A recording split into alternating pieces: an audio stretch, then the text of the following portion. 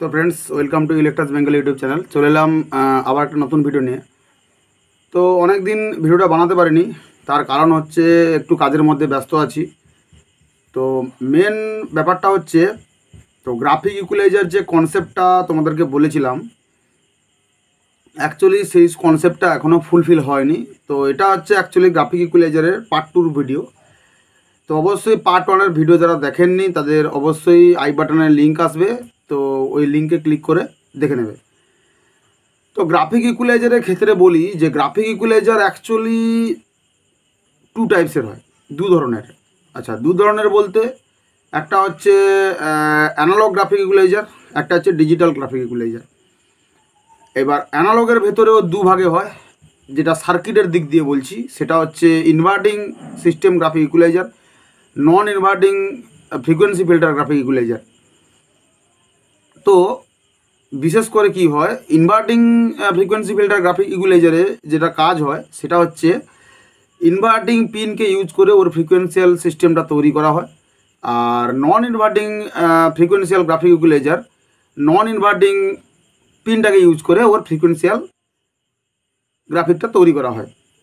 তো এবার বলে দিচ্ছি যে ইনভার্টিং বা নন ইনভার্টিং এর অ্যাডভান্টেজ ডিসঅ্যাডভান্টেজ।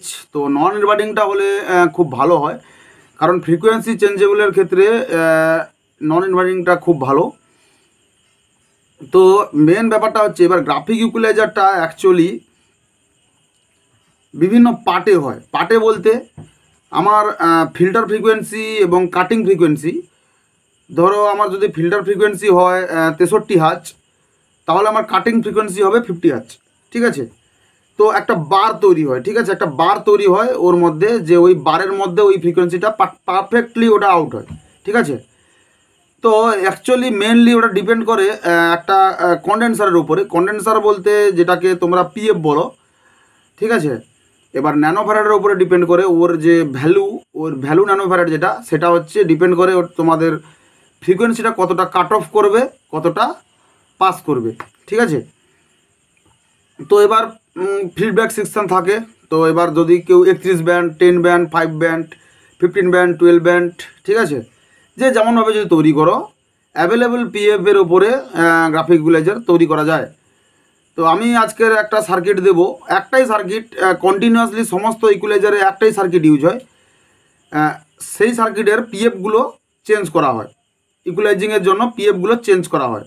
যদি অনেকে কাজ করো, এই ভিডিও দেখো, তো তারা বুঝতে পারবে যে চেঞ্জ করা হয় যে পিএফগুলো। দেখবে যে একটা গ্রাফিক ইকুয়ালাইজারের ভেতরে একটা সার্কিট থাকে, ওই সার্কিটের ভেতরে দেখবে শুধু হাই থেকে, যেটা লো থেকে হাই পর্যন্ত পিএফ ভ্যালুগুলো কম কম কম কম হয়ে চলে যায়, ন্যানোফ্যারাডটা কম হয়। আচ্ছা, পিএফ ভ্যালুর কথা বলে দিই, অনেকেই বুঝতে পারছে না যে পিএফ ভ্যালুটা কি।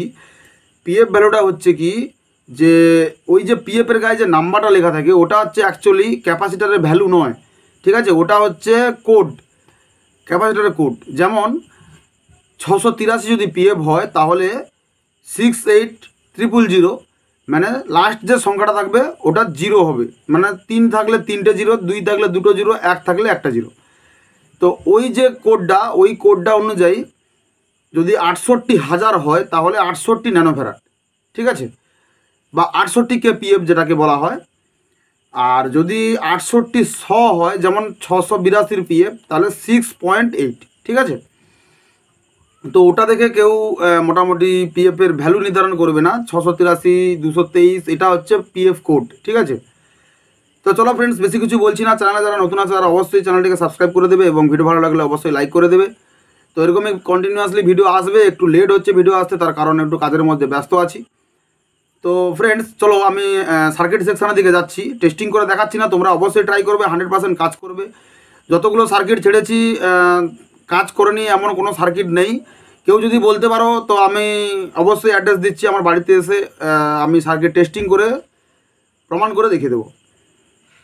যারা বানাতে পারছো না, প্রবলেম হচ্ছে, তারা অবশ্যই ট্রাই করো, কারণ এই লাইনটা এতটাও সহজ নয় যতটা তোমরা ভাবছো। ঠিক আছে? তো চলো ফ্রেন্ডস, লেটস স্টার্ট। তো ফ্রেন্ডস, চলে এলাম সার্কিট ড্রয়িং সেকশানে।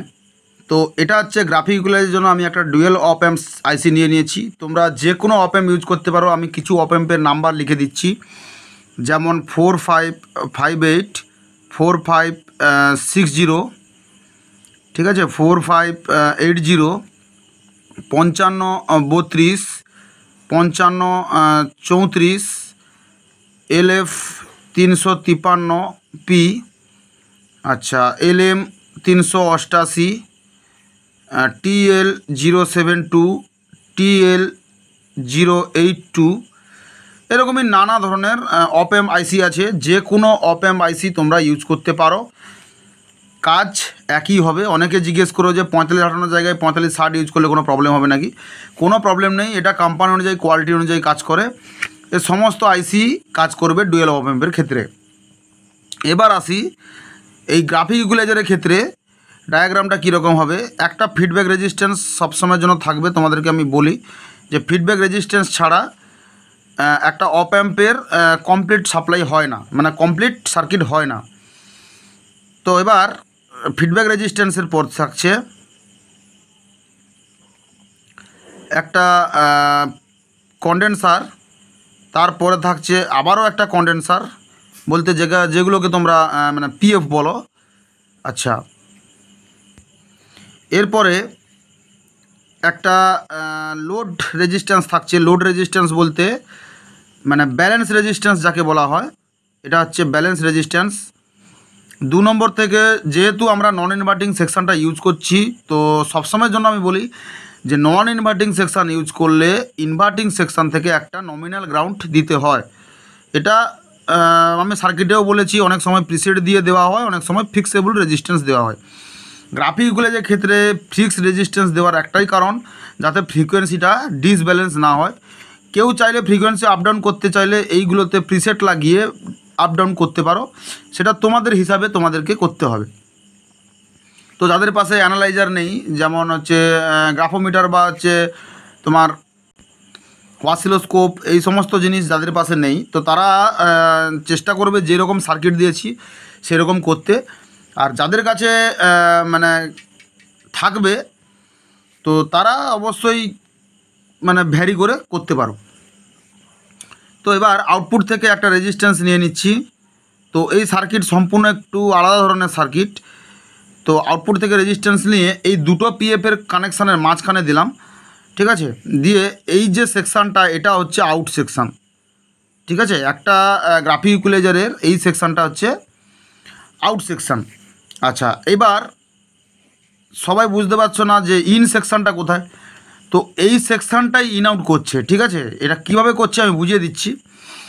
তো আমি ফার্স্টে এইখানে আমার অডিওটা, এই যে তিনটায় ধরো আমার একটা ভলিউমের 3টে পিন থাকে, ঠিক আছে। 1 নম্বর পিন, 2 নম্বর পিন, 3 নম্বর পিন, ঠিক আছে। গ্রাফিক ইকুয়ালাইজারের ক্ষেত্রে এই সিঙ্গেল আউট ইনের ব্যাপার হচ্ছে কি, যে গ্রাফিক ইকুয়ালাইজারের ক্ষেত্রে ফ্রিকোয়েন্সিটা কাটিং হয়, বুস্টিং হয়, ঠিক আছে। ধরো আমার গ্রাফিক ইকুয়ালাইজারের ক্ষেত্রে ধরো আমি যদি 63 হার্জ ফ্রিকোয়েন্সি যদি আমি তৈরি করি, এটা 63 হার্জ, ঠিক আছে, 63। তো এটা 63, এটা বুস্ট। এবার যদি আমি ওই যে ভলিউমটা ওটাকে যদি আমি 0 করে দিই, 0 করে দিলে কি হচ্ছে, এই 63 হার্জটা কাট হয়ে যাবে। মানে এইখান থেকে এখান অবধি যদি 63 হার্জ হয়, তাহলে এর পর থেকে ফ্রিকোয়েন্সি পাস হবে, কিন্তু এই সেকশানটা টোটালি স্টপ হয়ে যাবে, ঠিক আছে। অবশ্যই ভিডিওটা কন্টিনিউ দেখবে, নাহলে টোটালি বুঝতে পারবে না। মানে অ্যাকচুয়ালি লসটা তোমাদেরই হবে। তো এই টোটাল 1 2 3 এই যে আউট পিনটা, এই আউট পিনটা কানেক্ট থাকে 2 নম্বর পিনের সঙ্গে, ঠিক আছে। 2 নম্বর পিনের সঙ্গে এই আউট পিনটা কানেক্ট থাকে। আমি স্টার মার্ক দিয়ে দিচ্ছি যারা বুঝতে পারছো না। আচ্ছা, আর 5টা ব্যান্ড যদি করো, 5টা ব্যান্ডের 1 নম্বর পিনের সঙ্গে সব কানেকশান হবে, প্লাস ব্যান্ড,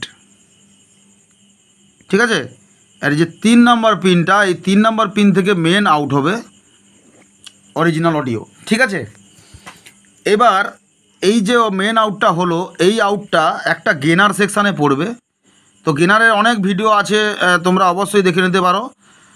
তো তোমার যদি একটা 5 ব্যান্ড ইকুয়ালাইজার তৈরি করতে হয়, তাহলে তোমার আইসি লাগবে বলা যায় গেনারের জন্য একটা 1 2, ঠিক আছে, একটা আইসি প্লাস 5 ব্যান্ডের জন্য তোমার 4টে আইসি, ঠিক আছে, টোটাল 5টা আইসি লাগবে একটা 5 ব্যান্ড তৈরি করতে গেলে, ঠিক আছে। তোমার হচ্ছে না 5টা আইসি, সরি ভুল বললাম, তোমার লাগবে হচ্ছে 3 2 6, 4টে আইসি লাগবে, ঠিক আছে। 5 ব্যান্ডের জন্য একটা 4টে আইসি লাগবে, একটা সাইড অফ থাকবে, সেটা তোমরা অন্য কিছুভাবে ইউজ করতে পারো। তো এবার সেই সেকশানে একটা গেনার ইউজ করবে। আমি নমিনাল একটা গেনার রেখে দিচ্ছি।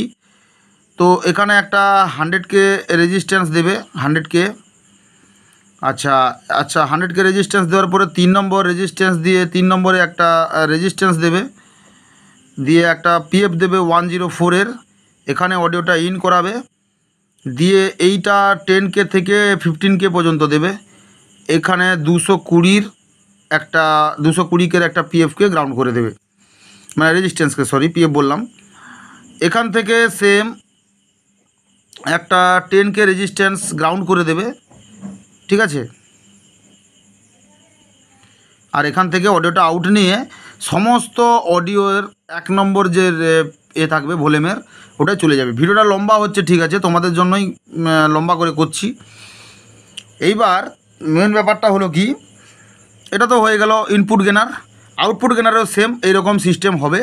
104 না ইউজ করে 1 মাইক্রোফ্যারাড বা 2.2 4.7 পর্যন্ত তোমরা ইউজ করতে পারো, ঠিক আছে।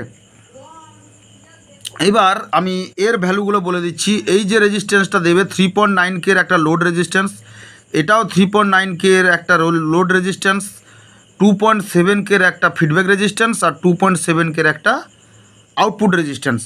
এই যে দুটো পিএফ, এই দুটো পিএফের মধ্যে একটা C1 আর একটা C2, ঠিক আছে। তো এই টোটাল যে সেকশানটা আমি তৈরি করলাম, এই যে C1 প্লাস C2, এই C1 প্লাস C2কে আমি সি ধরছি, C1 প্লাস C2 এর একটাই ভ্যালু থাকবে। আমি কিছু পিএফের ভ্যালু বলে দিচ্ছি, যেটা 10 ব্যান্ড একটা ইকুয়ালাইজার হবে। তো ফার্স্ট তোমরা ইউজ করবে 1 মাইক্রোফ্যারাডের ক্যাপাসিটার, যার ভ্যালুটা হচ্ছে 105, যদি না হয় 474 পিএফ, খুব রেয়ার পাবে। তো 1 মাইক্রোফ্যারাড ক্যাপাসিটার দুটো, মানে এইটার জায়গায় ক্যাপাসিটার দুটো থাকবে, মাইনাস পয়েন্টটা এদিকে থাকবে সবসময়ের জন্য।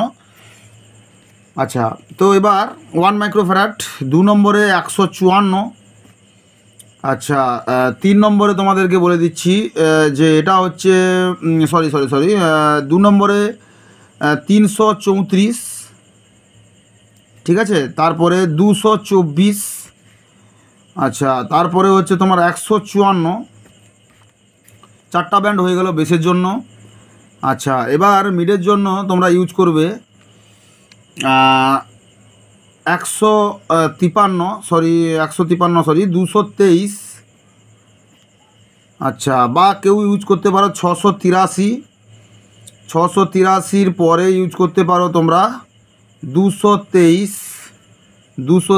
পরে তোমরা ইউজ করবে 103 পরে 682, 332, 222। সমস্ত পিএফ 100 ভোল্টের ওপরে যেন না যায়, ঠিক আছে, সমস্ত পিএফ 100 ভোল্টের ওপরে যেন না যায়, এইটা তোমরা অবশ্যই খেয়াল করে রাখবে। তো এইটা হচ্ছে টোটাল একটা গ্রাফিক ইকুয়ালাইজারের সেকশান। তো তোমাদের কাছে ব্রেডবোর্ড থাকলে অবশ্যই মানে এই একটা সেকশান পিএফ দিয়ে ট্রাই করে দেখতে পারো যে কাজ করছে কি করছে না, ঠিক আছে। এবং এবার বলে দিই, গ্রাফিক ইকুয়ালাইজারটা সমস্ত কিন্তু প্যারালালি কানেক্ট হবে, এর কোনো সিরিজ সেকশান হয় না গ্রাফিক ইকুয়ালাইজারের ক্ষেত্রে। তো আজকের মতন এইটুকুই। ভিডিওটা ভালো লাগলে অবশ্যই লাইক করবে, এবং চ্যানেল নতুন থাকলে অবশ্যই সাবস্ক্রাইব করে দেবে চ্যানেলটাকে। এবং অনেকে SMS করছো বা কল করছো, আমি রিপ্লাই দিতে পারছি না, তার কারণে অনেকটাই ব্যস্ত আছি। তো অবশ্যই আমি সময় পেলে একদিন লাইভ ভিডিওতে এসে সবার সমস্যা আমি সলভ করে দেবো, ঠিক আছে। তো বাই বাই ফ্রেন্ডস, সবাই ভালো থাকবে, দেখা হচ্ছে নেক্সট ভিডিওতে। ইলেকট্রাস বেঙ্গলি ইউটিউব চ্যানেলের সঙ্গে জুড়ে থাকার জন্য অসংখ্য ধন্যবাদ।